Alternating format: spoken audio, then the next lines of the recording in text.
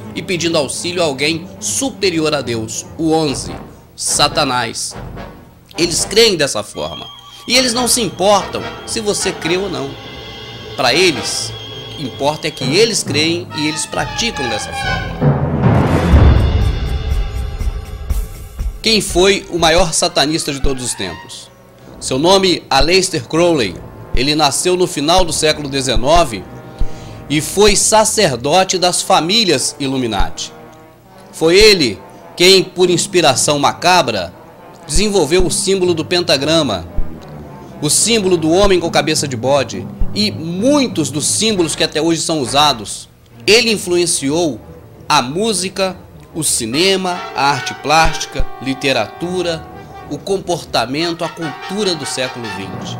Recebeu uma grande homenagem na capa do disco dos Beatles. Ele, na pirâmide do Egito, ele invocou Satanás e apresentou-se para ele um demônio chamado Horus. Esse demônio, que também se chama Oz, explicou para ele o poder dos portais. Você já deve ter ouvido falar em um filme muito conhecido, O Mágico de Oz. Esse filme, feito por Hollywood, foi uma homenagem de forma subliminar, de forma oculta, a Horus ou Oz e também ao grande satanista, grande para eles, Aleister Crowley. Logo no início do filme, você vê a Dorothy, personagem, indo consultar um mago. E o mago se assenta entre duas velas, que representam as duas torres, o 11. Assim, diz que tem contato com o infinito. Quando no filme fala alcançar o infinito, significa abrir o portal e ter acesso direto a Satanás. Uma alusão a Deus. Quando Jesus morreu na cruz do Calvário, ele disse: está consumado, e o véu do templo se rasgou de alto a baixo. Ou seja, não precisou mais de sacerdote, as próprias pessoas poderiam ter acesso ao Senhor Deus. Observe atrás da Dorothy o símbolo satânico. Veja esse outro. Um estúdio de cinema é cuidadosamente organizado. Não há nada no estúdio que vá aparecer na tela que não seja para você ver. O contato de Dorothy com a fada. Repare a estrela invertida, símbolo satânico. Nesse momento, o próprio Horus ou Oz se manifesta para Dorothy, olha. Pois bem, vamos parar de falar sobre o Mágico de Oz, porque esse filme é satanismo do começo ao fim.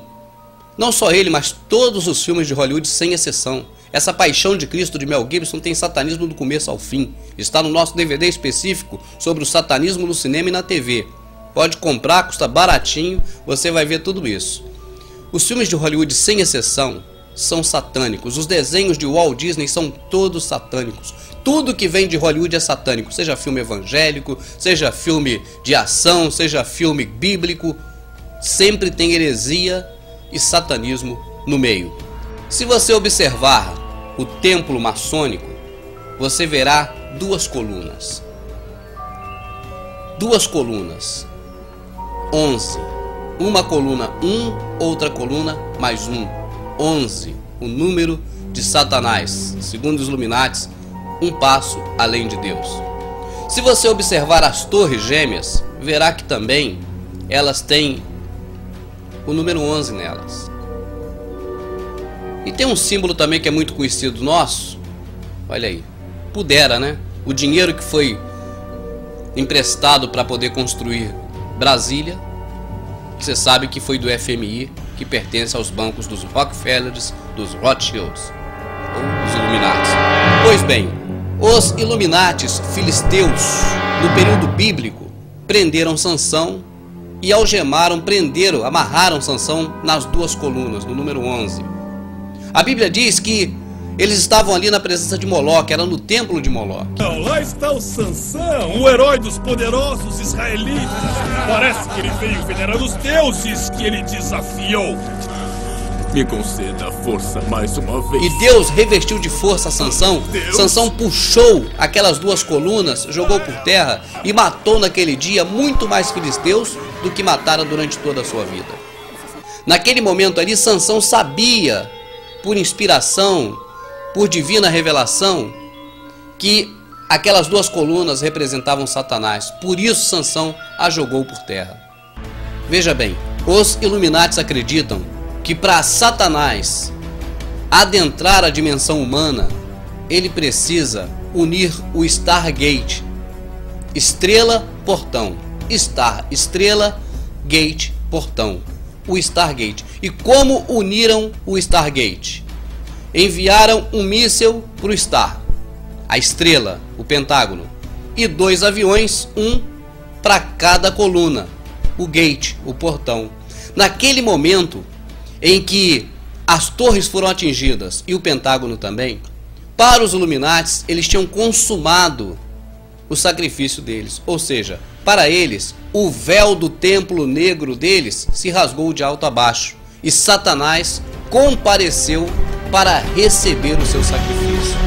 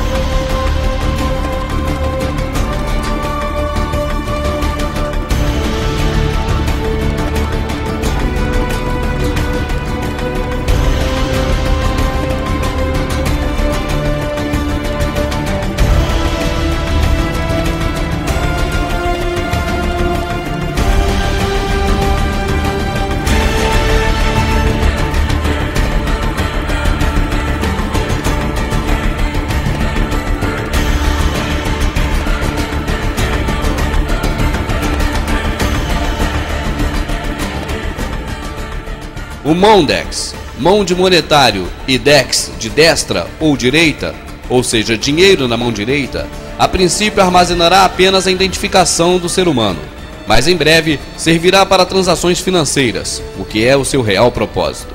Esta tecnologia já está no Brasil. Não se espante ao ver com que alegria a Rede Record, quem diria, anuncia essa novidade macabra. Imagine um chip que funciona dentro do corpo humano e armazena todas as informações sobre a pessoa.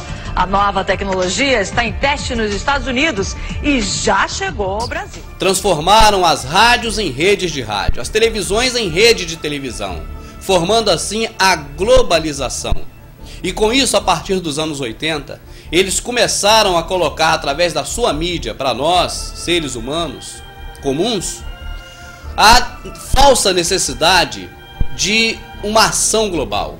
Começaram, por exemplo, a falar das baleias. Veio o verde, a escassez d'água, a camada de ozônio e, por último, a famigerada farsa do aquecimento global. Eu digo farsa porque você vai assistindo os nossos DVDs, você vai ver que cientistas, as pessoas que entendem do assunto, explicando que não há aquecimento global coisa nenhuma. Qual será realmente o principal objetivo dos Illuminatis com essa questão de aquecimento global, para que você se sinta culpado disso?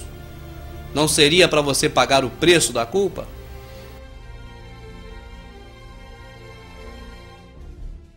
Mas vamos parar agora um pouquinho, só para que você tenha informação sobre o que é a regra de 3. É importante que você saiba, para que você possa analisar o restante do conteúdo desse DVD e os demais DVDs que nós elaboramos. Pois bem, o que é a regra de 3? Primeiro, os Illuminatis, os senhores do mundo que estão atrás dos governos, que estão por trás do governo americano, que foi a última instituição deles, o último instrumento para a grande ordem mundial. Já falamos aqui, começaram na Babilônia, passaram pela Grécia, Egito, Roma, chegaram à Grã-Bretanha e estão nos Estados Unidos. É a última ferramenta para a implementação da nova ordem mundial e preparar o mundo para o iníquo. Pois bem, os Illuminatis, eles criam um problema, eles mesmos criam. É a primeira da regra de 3. Apresentam este problema. É o segundo. Você toma ciência através da divulgação dos canais de televisão deles. E o terceiro, eles apresentam a solução.